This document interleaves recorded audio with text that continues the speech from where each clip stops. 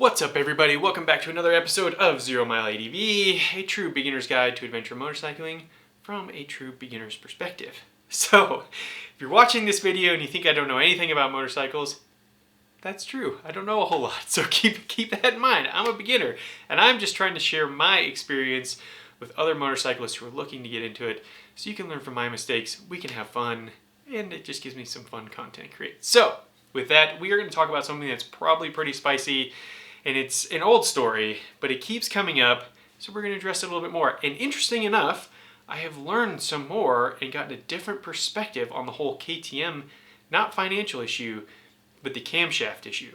And it just goes to show you, like, you know, somebody who's only really been involved in motorcycling for 3 years, and when you really fall in love with it, you start meeting other people, and it's really that kind of 3 degrees of separation from anybody, right? And so you start meeting people, who introduce you to people. And so what intrigued me about covering this topic, I should say, is that I have talked to a couple of people, one who is a dealer and a couple of dealers, because I was actually looking for a new KTM 2-stroke. That's a whole other video, because I really want a 300 2-stroke. But, so I've talked to a couple of dealers that I've gotten close with, and I just know people there. And I also talked to an outsider who's not necessarily a dealer, but works really closely with KTM, and I've gotten some feedback and from them. And so you just kind of like, you keep hearing the same thing, and you're like, if I've heard this more than once, there's got to be some truth to it. So I'm going to share what I've learned, and then I would love your comments below. Tell me if everything I'm telling you is completely wrong and you've had the opposite experience, and let's create a good conversation. First off, no snarky comment of the week, because everybody's really been awesome. Actually, we've had some really good questions and some good personal experience and feedback when talking about motorcycles, and people just sharing with the community and talking about their own experience to help other riders learn from not only my perspective, but everybody else, which is awesome. So no snarky comment of the week. We'll get into that hopefully next week.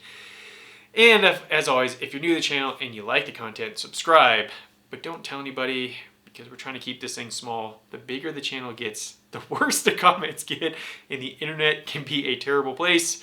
And so let's keep this thing small and cool and kind of local, and let's have fun with it. So don't share it, but subscribe if you like it, and we'll keep this thing small. Anyways, let's get into today's video.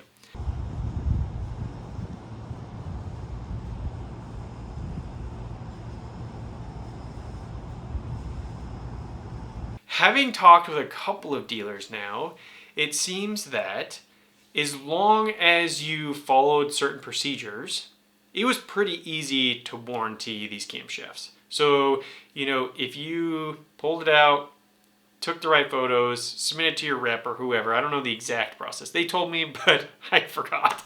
Maybe too much fun in my punk rock days. So sometimes my short-term memory isn't that great. But basically, if you followed the procedure, it really wasn't that hard to get warranted and actually get replaced.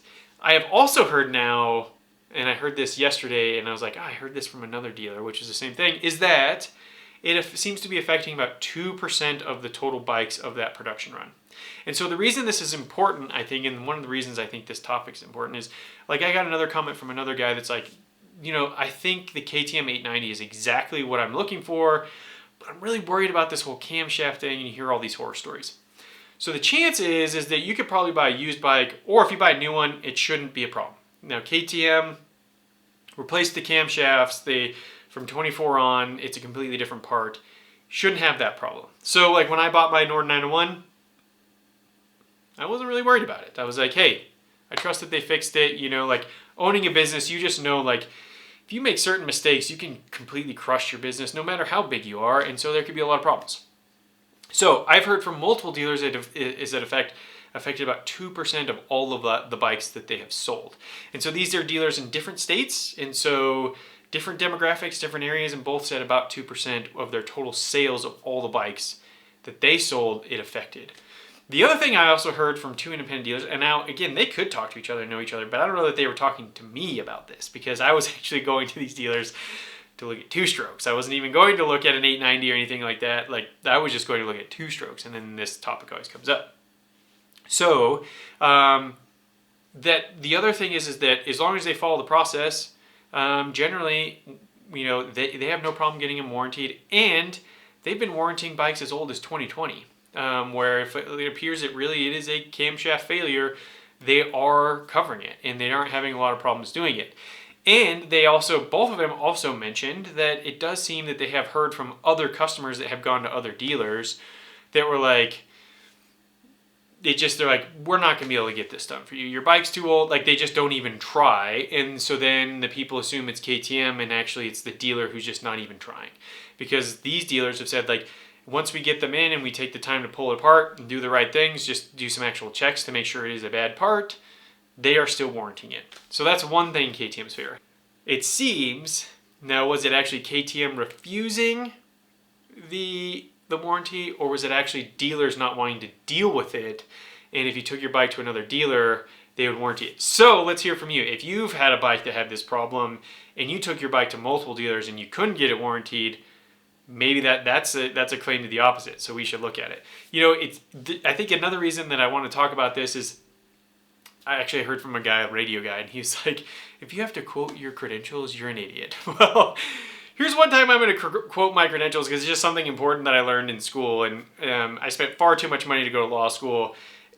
But one thing I will never forget from one of my first teachers, when you're learning the whole litigation process and doing your mock trials and all that stuff, is learn your opponent's argument better than them, so that when you go in, you know everything that they're going to say and you know how to defend your client in your situation, right?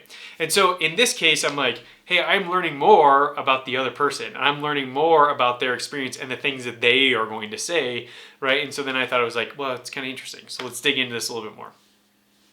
Okay, before we get into the next topic, as I mentioned slightly, I am working on building a motorcycle apparel company, ZeroMileADV.com. This is our wool blended undershirt, all-day shirt. Honestly, my guy found this fabric and it is absolutely amazing. I love it. I love these shirts for everyday use, not only wearing them under my flannel when I go for a ride because they're moisture wicking, that whole thing, but also because they are just super soft and super comfortable, and they got flex, so if I eat too much burritos, it's good. But with that aside, if we are in the process of making motorcycle apparel that doesn't look like you just came off the racetrack, that you could wear anywhere, but will give you some level of protection when you're out on the road or the dirt. And if you're interested, for everybody that buys our first run of apparel, we are creating what we call 0 Mile First Edition members. This is limited to about 250 spots. So anybody that buys one of our first runs of our motorcycle apparel line that is just about to launch, you'll become a first edition member. There's no additional cost. You just got to be the first ones to buy in. We have about 600 people on the email list. I think just over that now as the weeks have gone by. There's only about 250 spots because there's only 250 products roughly that are going to be available, assuming everybody only buys one thing. So technically it might be a little bit less than that. We want to give back to you, so we're going to throw in a bunch of cool things, some lifetime discounts, etc. If we do cool events, you'll be pretty much the only ones to be notified, because we want to create a cool community. That's why I say don't share this thing. Like, it's hard to create a community when things get too big, but if we can keep this thing small, we can create a really good community, create some really cool products, and have really fun. So how do you get on that email list if you're interested in becoming a first edition member? Simple. Go to ZeroMileADV.com, download our free BDR checklist. So not only do you get in on the list, but you get a free BDR checklist, which I've used twice for Colorado and New Mexico. And I include 4 things on it that I think are super important that I didn't see on any other checklist when I was building my own, that I think are super helpful and made a big impact on both my Colorado and New Mexico BDR. So get on that list, give us a try, become a part of the community, become a first edition member. Let's get to the rest of the video. Okay, second piece to this is that there seems to be the home mechanic versus the real mechanic versus KTM. So another thing I've heard from multiple people is that they're like, yeah, a lot of people they heard about this issue, so they are pulling their bikes out apart at home and they're like Scotch-Briting them or whatever, and it just doesn't look as clean as it should, but technically the part is fine. So the part functions fine, but to the home mechanic's eyes, it doesn't look that good. But even to the mechanic at the shop, they think it's fine, but it's not fine to the home mechanic, and so there's also this battle. This is another story I've heard multiple times in this situation, which I think compounds this.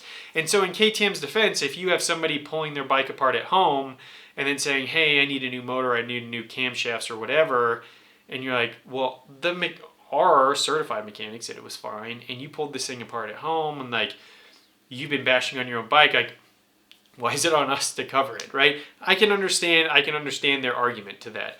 I can also understand the home mechanic's argument, like, I work on my own bike because these bikes are expensive and I got to save every dollar I can so that I can ride it as much as possible.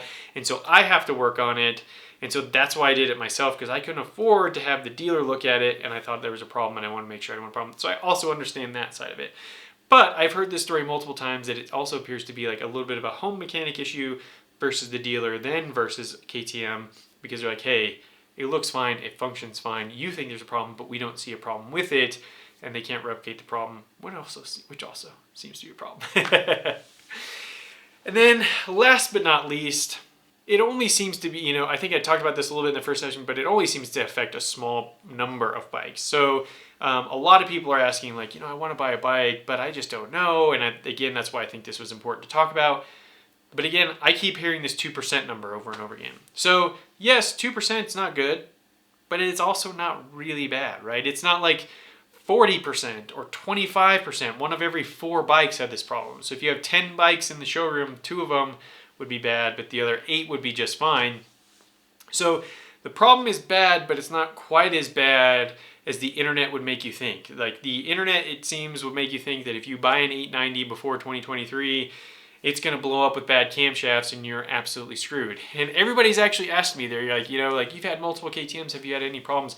I haven't had any mechanical issues, knock on wood, with my KTMs. They've all been fantastic. They've all run great. They've all been great. Even the 890 that I rode on the New Mexico BDR, it had like 10,000 miles on it. It was used and abused. I mean, 10,000 miles in a short amount of time, I should say. I think it was a 2023 or 2024, and it already had 10,000 miles on it.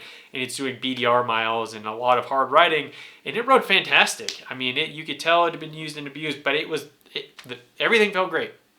It was running good. But again, it is being serviced by KTM specialists who know what they're doing, and they're taking care of it, and it's running. So, short video today.